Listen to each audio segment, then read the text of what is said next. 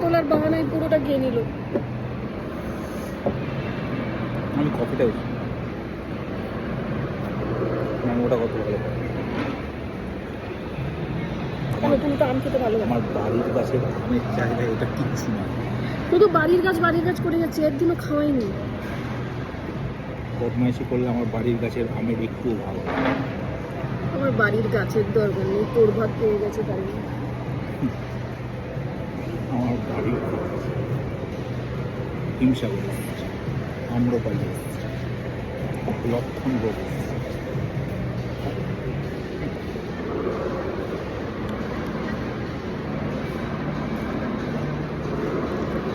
গাছ আছে বলে বাড়িতে এত ভাও নিচ্ছে, দেখো না। এই শহরে ইট কাঠ পাথরের জঙ্গলে যে আমরা